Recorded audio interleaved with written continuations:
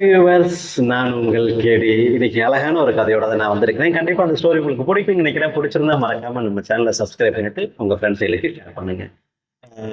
மிகப்பெரிய செல்வந்தர் ஒருத்தவர், அவருக்கு வாரிசே இல்லை. அந்த வாரிசை தேர்ந்தெடுக்கிறதுக்காண்டி அங்க உள்ள சின்ன குழந்தைகளை வந்து அவரை தேர்ந்தெடுக்கிறதுக்காண்டி அந்த சின்ன குழந்தைகளை கூப்பிட்டு அவங்கள பார்க்குறாரு. அப்ப அங்க உள்ள நிறைய சிறிய குழந்தைகள் எல்லாம் வந்துட்டு வர்றாங்க.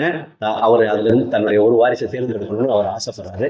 அப்படி ஆசைப்படுறதுக்காக வேண்டி என்ன பண்றாரு, தன் கையில் உள்ள விதைகளை வந்து அந்த குழந்தைங்க கையில் எல்லாத்தையும் கொடுத்து, இதை குறிப்பிட்ட காலங்களுக்கு நான் கூப்பிடும் வரைக்கும் நீங்க இதை வளர்த்து கொண்டு வாங்க அப்படின்னு சொல்லி அனுப்பிச்சு விட்டுறாரு. அனுப்பிச்சு விட்ட உடனே எல்லா பையனும் வளர்க்குறாங்க. வளர்ந்தது எல்லார் வீட்லையும் பெரிய பெரிய செடிகளாகவே வளர்ந்து கொண்டிருக்கிறது. அதுல ஒரு பையனோட செடி மட்டும் வளரவே இல்லை. அவன் தினமும் தண்ணி ஊத்துறான், பார்க்கறான், டெய்லி எந்திரிச்சு பார்க்கறான், ராத்திரில பார்க்கறான், பகல்ல பார்க்கறான். எந்த ஒரு செடியுமே வளரல. அவனோட ஃப்ரெண்ட்ஸுகளோட எல்லாம் போய் வீட்டுல எல்லாம் பார்க்கறான். எல்லார் வீட்லயும் செடிகள் நல்லா பெருசு பெருசா வளர்ந்துருக்கிறது, நல்லா பூத்து குலுங்கிடுறது. எல்லாமே பார்க்கணும் இவனுக்குள்ள ஒரு மனசுல ஒரு பயங்கரமான ஒரு கவலைகள் உருவாகி விட்டது.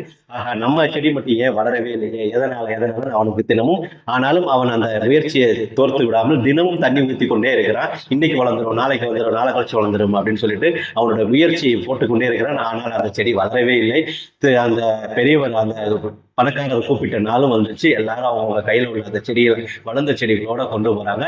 இந்த பையன் தன்னுடைய செடி தொட்டியை கொண்டு போய் வைக்கிறார். எல்லாரும் வந்து சந்தோஷத்துல இருக்கும்போது இவன் மட்டும் தன்னுடைய முகத்து சோகத்தை வச்சுக்கிட்டு அப்படியே வந்துட்டு நிக்கிறான். நிற்கும் பொழுது அவர் என்ன பண்றாரு, அந்த செல்வந்தர் அந்த பணக்காரர் வந்துட்டு அந்த வளராத அந்த பையனை மட்டும் கூப்பிடுறாரு. கூப்பிட்டு முடிச்ச உடனே, நீ தான் என்னுடைய அத்தனை சொத்துக்கும் வாரிசு, உன்னையே நான் வாரிசா தேர்ந்தெடுக்கிறேன் அப்படின்னு சொல்லும் பொழுது, இந்த செடி வளர்த்தவங்க அந்த குழந்தைகள் எல்லாருமே கேட்கறாங்க, ஏன் என்ன ஆச்சுன்னா, நான் கொடுத்த செடியோட விதைகள் வந்து சுடுதண்ணில போட்டு வளர முடியாத விதைகள்.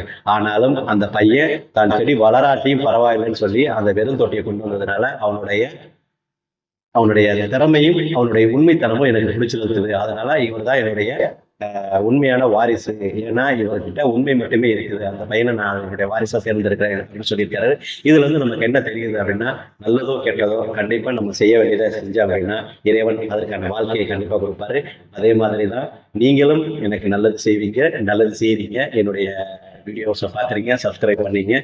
கண்டிப்பா உங்களுக்கும் எனக்கும் இறைவன் நல்லது செய்யணும்னு சொல்லி மீண்டும் அடுத்த வீடியோ சந்திக்கும் வரை நான் கேடி.